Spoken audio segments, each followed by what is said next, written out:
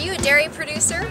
Or do you grow grapes, nuts, fruits, or vegetables? We have it all with American Vineyard, Pacific Nut Producer, California Fresh Fruit, California Dairy, and Vegetable West magazines.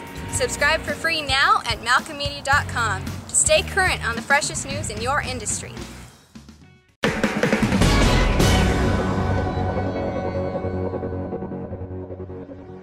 Hello, I'm Matthew Malcolm with Pacific Nut Producer Magazine, reporting to you from the annual convention of the Almond Hullers Processors Association. Those in attendance were informed on several important political issues impacting the almond industry, and Dennis Albiani of California Advocates shared a few of those important issues. Many issues that are in the state legislature that are of concern to almond growers and almond hullers and processors.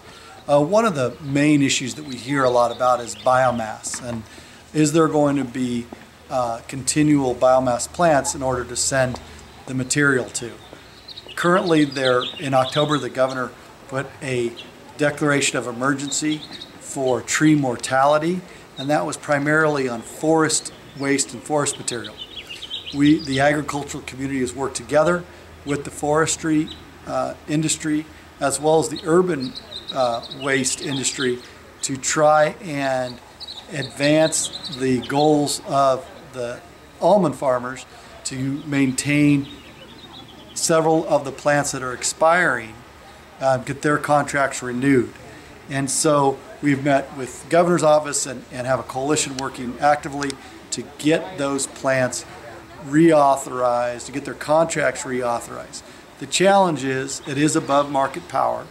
So there needs to be a source of revenue that is beyond just what a ratepayer pays, or the ratepayers need to be directed to purchase above market power. So that's the challenge, that's the dynamic, the balance that they're going on with the administration.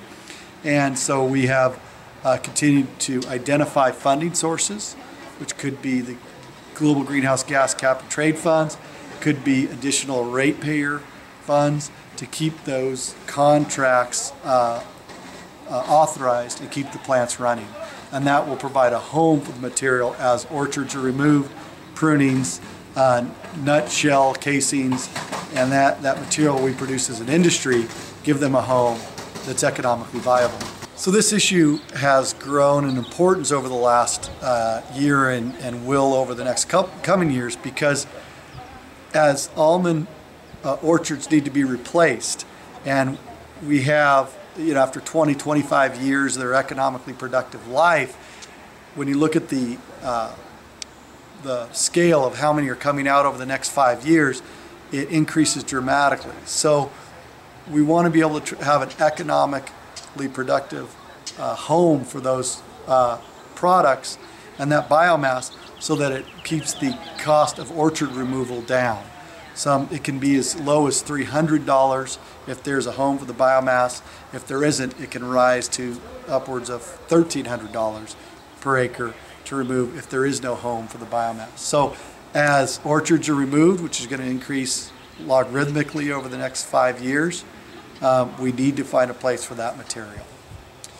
Another issue that has been concerned this year in the state legislature is removing the exemption that ag employees have on paying ag overtime to those employers after 8 hours. Right now, we're one of the 4 states in the country that do require overtime, but it's after 10 hours a day and 6 days a week, or 60 hours in the week. And then it requires double time after 12. So what the legislature is contemplating in another specific bill is to remove that exemption so that it's mandated to have overtime paying time and a half after 8 hours in a day, and after 12 hours you pay double time. And then that would limit it down to 5 days a week as well. And so that creates a challenge for many in the ag community, because we're dealing with weather, we're dealing with events that when, if you get rained out one day, you may work extra hours the next day in order to make up for that work. And it's good for the employees as well, because they get more time to be able to fill if they missed a day. So on both the biomass issue and very importantly on the labor issue, we need to contact our local legislator and let them know that this is a priority to maintain the ag overtime or to extend the contracts for the biomass plants.